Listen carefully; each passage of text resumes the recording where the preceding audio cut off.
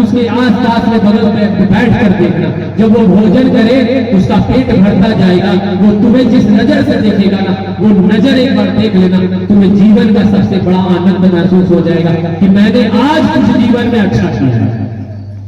तो भाई अगर एक आने के लिए लड़ाई करता है, तुम अगर बड़ा है तो तुम छोड़ दो, अगर तुम छोटा है तो तुम हो सकता है। इसी कारण से मुझे आप लोगों के बीच में या फिर सनातन के इस पगभार में मुझे एक क्लियर बनाकर छोड़ दिया कि जाओ बेटा तुम्हें यही करना ही है।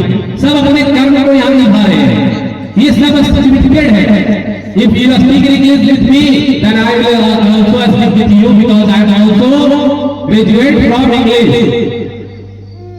So ये नहीं समझना है कि मैं बेवकूफ भी हूँ और इंग्लिश का नॉलेज नहीं है। बता दिया जो पूछ रहे तो बिना इंग्लिश का तो बोले वहां पहुंचता ही नहीं। तो आपको ये समझना है कि शास्त्र की जानकारी आज के युग में हमें यंगस्टर्स को पकड़ना ही पड़ेगा।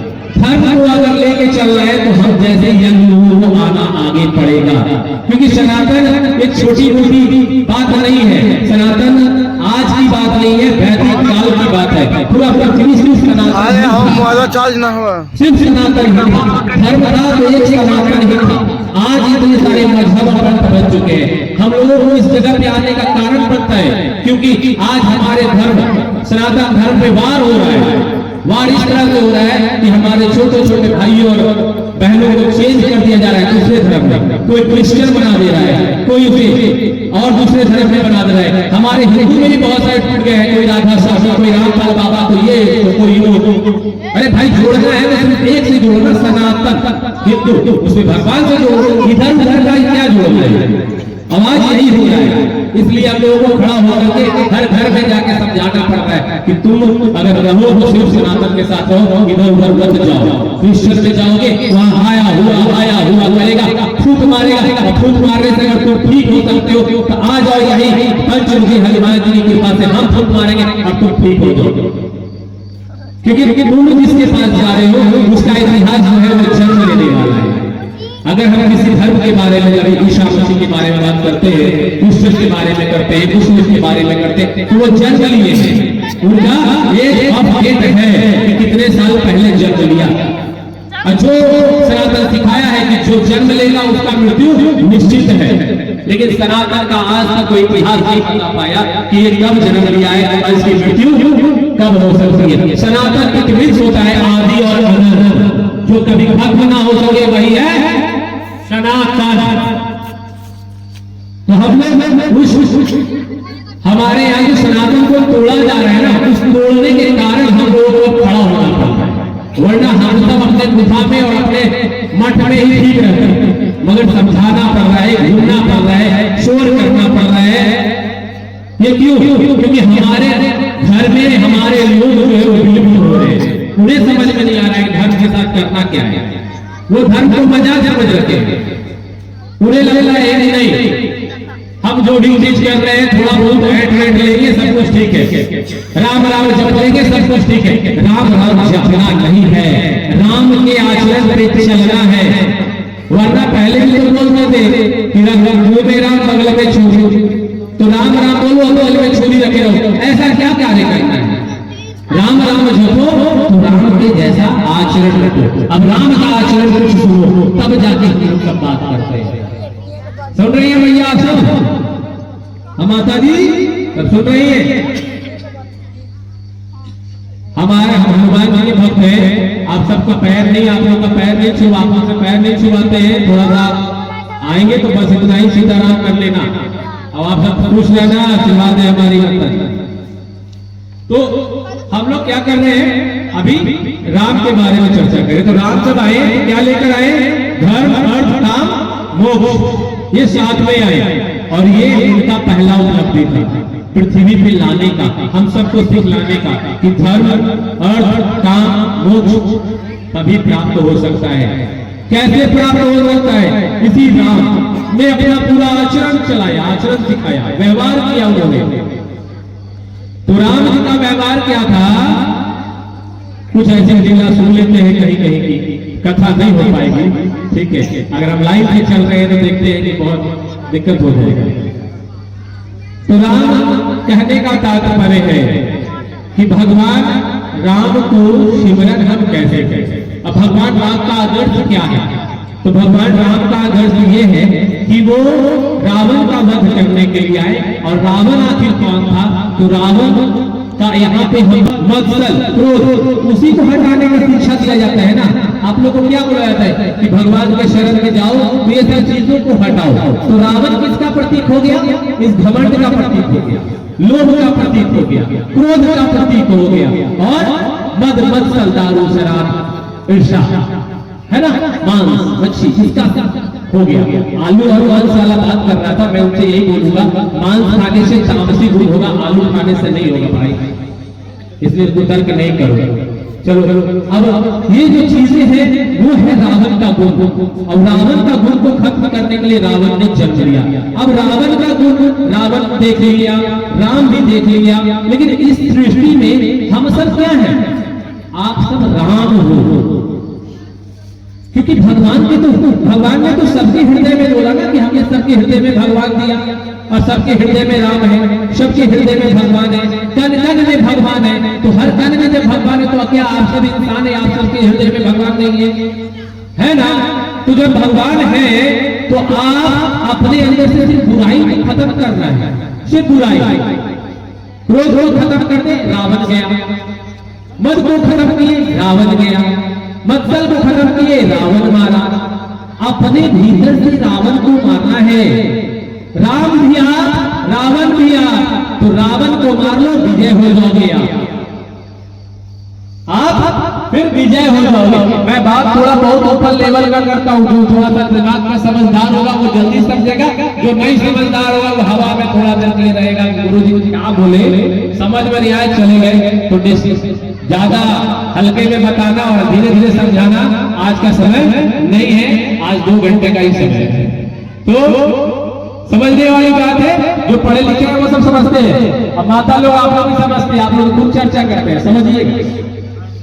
तो रावण को भी हमें अपने शरीर से, अपने हृदय से मारना है, खत्म करना है। और कैसे खत्म करेंगे? तो अपने हृदय से जब खत्म करेंगे, यानी क्रोध को छोड़ देंगे, यानी हम मद मत्सल से दूर रहेंगे, दारू शराब ये सब चीजों से दूर रहेंगे, मांसाहार भोजन इस सब से दूर रहेंगे, क्रोध से दूर रहेंगे, नियंत्रण करेंगे। तो जब नियंत्रण करेंगे तो हम क्या बनने लगे? राम बनने लगे। और राम का रूप है, क्या रूप है? अपनी माता कौशल्या से बहुत प्रेम करते थे, साथ ही साथ अपनी माता कैकेयी से भी बहुत प्रेम करते थे। यानी उन्होंने एक पहला रूप सिखाया कि अपनी माता और पिता से प्रेम करना, माता और पिता से प्रेम रखना, माता और पिता पे श्रद्धा रखना, विश्वास रखना। पहला भगवान जो तुम्हारे धरती पे है वो आपके माता और पिता ही है। इस माता पिता को पहले भगवान समझो और इस माता पिता की सेवा करना, वो पहला राम जी ने सिखाया है सबको। आज के परिवेश में क्या हो रहा है? आज के परिवेश में बच्चे अपने माता पिता का सेवा नहीं कर रहे हैं, शादी हो रहा है, बहू के साथ अपनी पत्नी के साथ अलग हो जा रहे हैं। तो ये क्या धर्म का प्रतीक है? क्या ये धर्म का प्रतीक नहीं है। मैं बोला ना, मैं गुरु थोड़ा सा हटके हूँ, मैं समझाऊंगा, थोड़ा बैठ करने लगते हैं। मैं भगवान अभी माता को बनाने वाला हूँ, पिता को बनाने वाला हूँ, तुम्हारा दोस्त को बनाने वाला हूँ, तुमको बनाने वाला हूँ। कहाँ हम साइंस का बात करते हो यार, इधर उधर की बात कर रहे हो। घर में ध्वजा भी जब लगती है ना, बांस जो आप रामनवमी में ध्वजा लगाते हैं, या सबको जानते हैं ना, कच्चा बांस लगाते हैं घर में। उसका 2 रीजन बताऊंगा, एक साइंटिफिक और एक धर्म। धर्म ये है कि आप सनातनी हो, इसलिए लाल झंडा लगाकर बजरंगबली को दूर से दिखाते हो, और दूर से कोई भी राहगीर जान जाए कि एक हिंदू परिवार का ये घर है, सनातन परिवार का घर है, इसलिए पहले हम सब झंडा लगाते थे दूर, लंबा लंबा, कि दूर से कोई गुजरे मुसाफिर को ये पता चल जाए कि हमारा ये धर्म वाला है, वह हिंदू धर्म वाला है, और उसके घर में 2 गिलास पानी मुझे मिल जाएगी। और दूसरा साइंटिफिक सुनो, पहले साइंटिफिक ये है कि अपने घर में, तुम्हारे घर में अगर किसी तरह का बिजली गिरना हो ना, बिजली जो बरसात में बिजली गिरती है, तो बिजली गिरना हो तो सबसे पहले कोई भी तुम्हारे घर से जो लंबी वस्तु होगी ना, जो लंबी होगी, लोहा, छड़, उसी में वो उसका जो तरंग वर्ध होता है, उसका जो ग्रेविटी होता है, वो जो फोर्स के साथ आता है, वो उष्मा जो उसके पास है, वो किसी भी सबसे पहले जो लंबी चीज होगी जिसका अर्थिंग जमीन से जुड़ा हुआ होगा, उसमें वो जल्दी से जल्दी प्रहार करेगी, क्योंकि वो उसको पकड़ना चाहिए। उसमें क्या है, वो तो बहुत ज्यादा वोल्ट में है ना, 440 जैसे बोलते हो तो बहुत हजारों लाखों में है, और उसका वोल्ट जो है जब आसपास से गुजरता है तो वो सबसे पहले क्या लेगा, विद्युत का जो सुचालक है, सुचालक नहीं, विद्युत का सुचालक वस्तु पे वो क्या करेगा, अवशोषित करेगा, और वो जो करंट अवशोषित करेगा तो जमीन पे जाके वो गिरेगा। तो हम सब क्या करते थे, कच्चा बांस का यूज करते थे। सनातनी ऋषि मुनि बहुत बेच थे, बहुत बड़े साइंटिस्ट थे, तभी वो बोल दिए थे पहले ही। अभी इसके बारे में आगे बात करें। तो क्या हुआ कि बड़े बड़े बांस लगाते थे, कच्चा बांस लगाते थे। जब घर में आसपास में बिजली गिरना होता ना, तो वही कच्चा बांस में वो बिजली गिरे और वो धरती में आके समा जाए, मेरे घर में किसी व्यक्ति को नुकसान ना हो, इसलिए कच्चे बांस का हम लोग यूज करते थे। और ये साइंस ही कहता है। आज अपने घर में तुम लोग लोहे का छड़ निकलवा रहे हो कि भाई निकाल दो, अगर बिजली गिरे तो सब इसी के द्वारा घर के पिलर से अंदर चला जाए। आज तो पैदा हुए हो, साइंस आज पैदा हुआ है, सनातन बहुत पहले पैदा हुआ था और इसके पास सारा साइंटिफिक रीजन था। बताया ना आपको, समझ में आ गया ना क्यों ध्वजा गड़ता है हमारे घर, सनातनी के घर में ध्वजा क्यों गड़ता है, और अगर नहीं गड़ता है तो क्यों गड़ना चाहिए। तुम अगर विश्वास से आस्था से नहीं गाड़ते हो मत गाओ, अरे भैया मरने से बचने के लिए गाड़ लो, कच्चा बात मानोगे नहीं, करते बिजली जो गिरेगी वो तुम्हारे उसी बांस के द्वारा नीचे चले जाएगी। मत है विश्वास, नहीं करो भगवान से मतलब, लेकिन अपना तो शरीर में तो बहुत डर है, आपको मालूम है। तो चाहे भगवान के डर से करना तो करो, नहीं तो अपने डर से लगा लेना बांस, झंडा लगा लो, मत लगाना तुम लाल वाला झंडा, तुम पीला झंडा लगाना, लेकिन लगाने का पद्धति तो समझ में आए। तो शिक्षा दी कि हमें अपने माता पिता को पहले भगवान मानकर हमें सेवा करनी है, और वही सेवा से हमें मोक्ष की प्राप्ति होगी। तो क्या करना है, अपने माता पिता की सेवा करनी है। सबसे पहला ये हम लोगों के लिए ईश्वर है, महापाप की श्रेणी में आता है, और जो अपने माता पिता को बूढ़ा बुजुर्ग हो जाने के बाद उन्हें छोड़ देता है, वो महापाप की श्रेणी में है। तो आपको क्या करना है, मोक्ष प्राप्ति चाहिए ना, तो पहले भगवान अपने माता पिता को मानो और उनकी सेवा करो। ये सनातन सिखाता है भाई, यही सिखाता है सनातन। कैसे उनका सीधा बात करता है, किसी आलू का चालू में बात होता है, यहाँ बहुत बात होता है। हम थोड़ा थके हुए, सुबह मंगलवार था और सुबह से दरबार लगाए आज अपने काम पे, उसके बाद भी आप बैठ करके आज आप लोगों के साथ अभी भी वही जोश के साथ बात कर रहे हैं। ये बिना लहसुन प्याज खाने वाला बॉडी है भाई, जो थकता नहीं है। हनुमान जी का एनर्जी बहुत जरूर मेरे 2 घंटे के बाद जो बात करते हैं। तो कहने का तात्पर्य है कि भगवान ने हमें बहुत कुछ सिखाया, आप सीखना हमको। राम जी आए, सिखाए क्या, माता पिता से प्रेम करना, माता पिता की सेवा करना। अब आप लोग इसमें से कितने लोग इसमें सहमत हैं, करना चाहिए ना।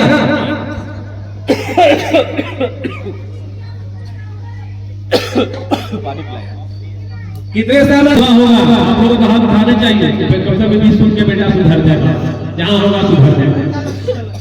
चाहते हैं ना माता जी आप लोग, तो बेटवा सुधर जाए, अपने भैया सुधर जाए, तो थोड़ा आप भी सुधर जाइएगा। पुत्रों को बेटी बनाइए, सिर्फ ये मत कहिए कि हर बहू बेटी बने, हर सास भी माँ बनने का प्रयास करे, है ना।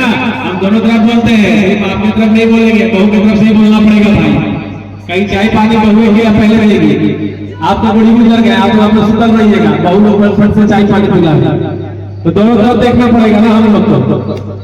चले गए उनके साथ, चलिए आपका कहाँ जो आपको राक्षस तंग करता है, हम चलते हैं आपके साथ, और जहाँ आपको राक्षस तंग करता है उसका संहार करेंगे। और उन्हें त्यागा का वध किया, बहुत सारे राक्षसों का वध किया और गुरु की रक्षा की। तो गुरु से प्रेम, यानी गुरु को समझना कि गुरु हमारे जो है ज्ञान दाता है, ज्ञान देने वाले हैं। पहले गुरु से सब कोई डरता था, अगर स्कूल में पढ़ता था तो स्कूल से अगर टीचर निकले ना तो बच्चे लोग क्या होते थे कि अगर मास्टर को देख लिए कि मोहल्ले उसके गांव से गुजरते थे तो गांव से अंदर घुस जाता था बच्चा लोग घर में कि अरे मास्टर साहब आ रहे हैं, मास्टर साहब आ रहे हैं।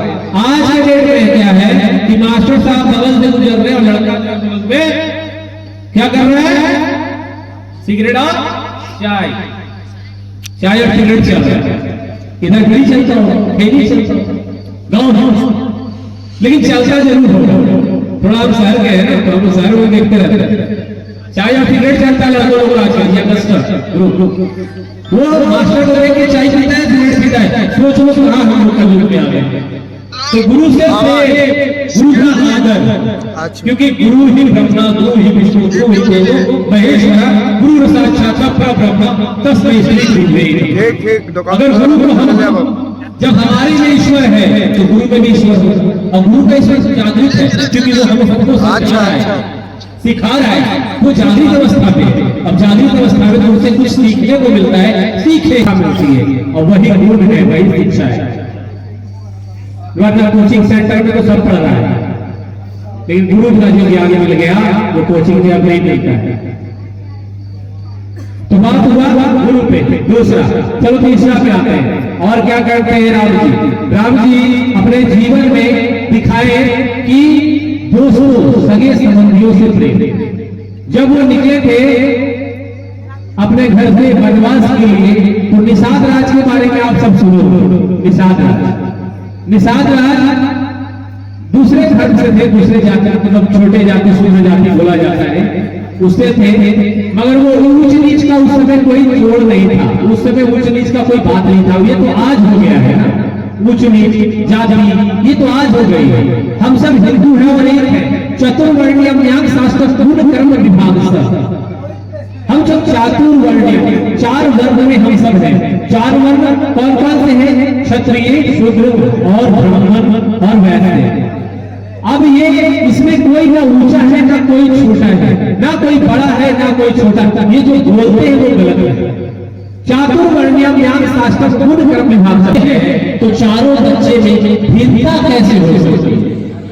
चारों बच्चे में ऊंच नीच कैसे हो सकता है?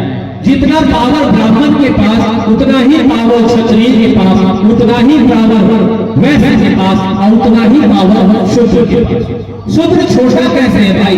इस विषय पे बात होती है, हम तो हमेशा करते हैं, आज हो सकता है समय नहीं है, लेकिन तब भी जब निकाले तो 2 बार जरूर बताएंगे। वो कैसे है? शूद्र को छोटा समझने वाले पहले ये समझ लेना, शूद्र कहां से जन्म लिया? बोलते हैं ना, मुख से लिया, ब्राह्मण, बांस से लिया, क्षत्रिय, पैर से लिया, पेट से लिया, वैश्य, चरणों से लिया, शूद्र। यही बोलते हैं हम सब, जानते हो? नहीं जानते तुम लोग? हाँ हाँ, कुछ नहीं करता है, मतलब नहीं सुना है, कभी जाना था या अपने से सुनो नहीं किया है, कभी कहा तो नहीं, टीवी नहीं देखा है, तुम लोग को ज्यादा बोलते सुना है कि नहीं? टीवी में रामायण में देखा है, तो फिर कुछ हाँ हो कर दिया जरा हरामी आ जाए जोश, लगता है कि सर फिर से जी वही।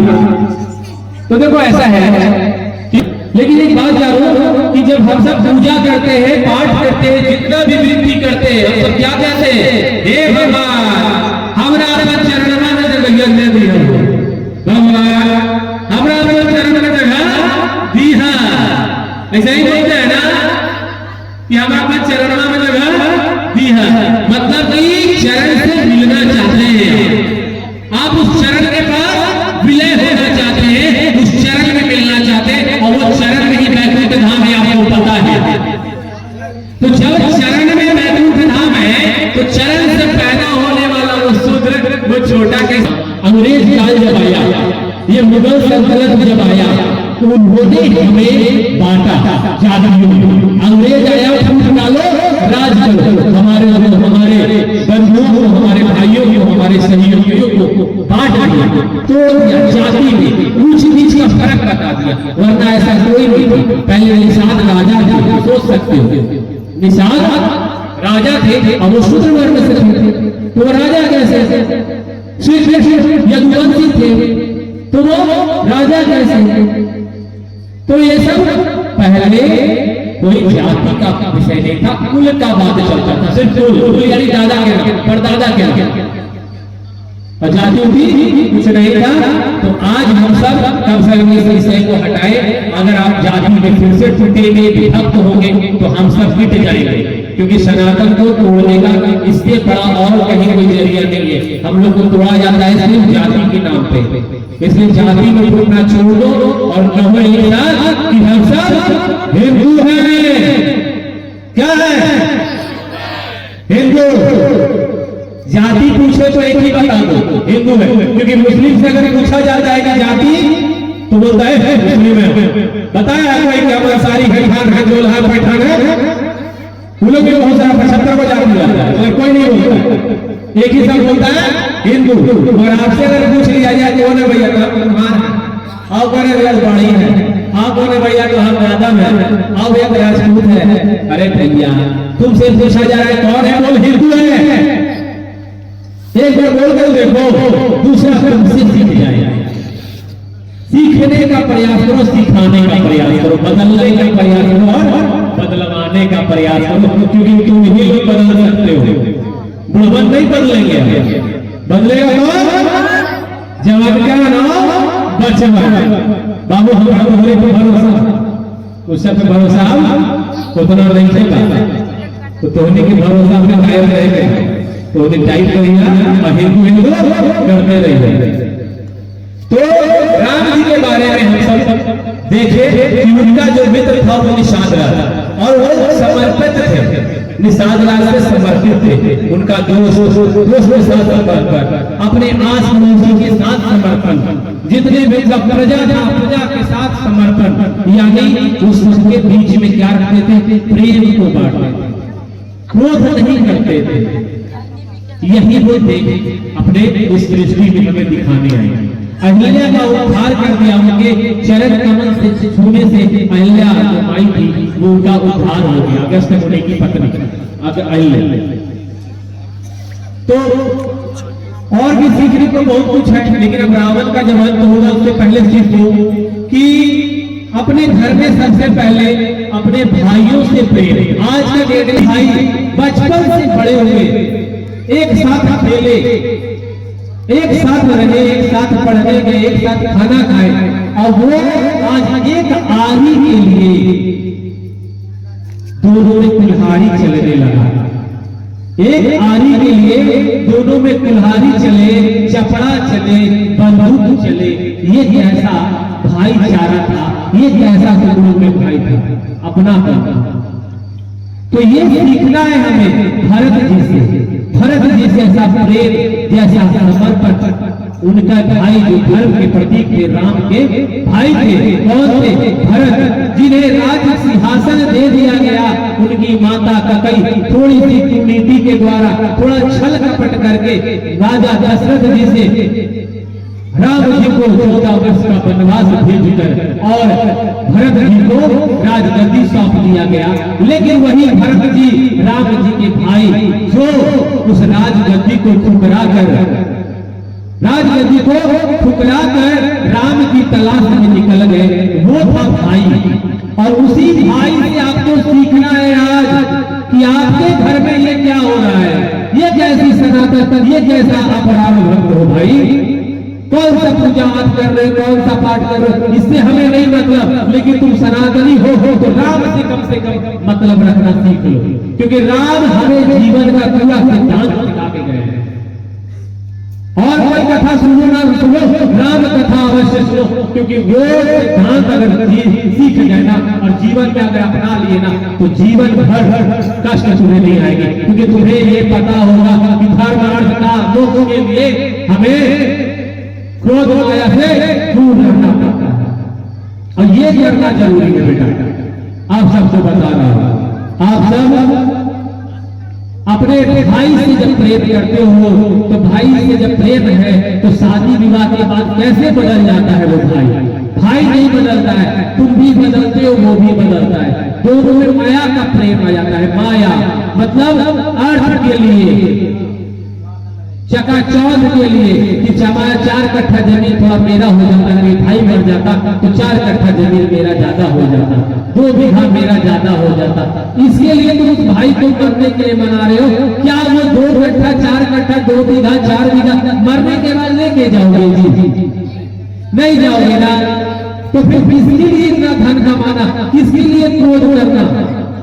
अगर प्रेम से रहकर देखो तो किसी को भोजन करवा कर वो देखो, किसी को देकर देखो, जो आनंद खुशी महसूस होगा वो जीवन भर तुम्हें कभी नहीं हुआ।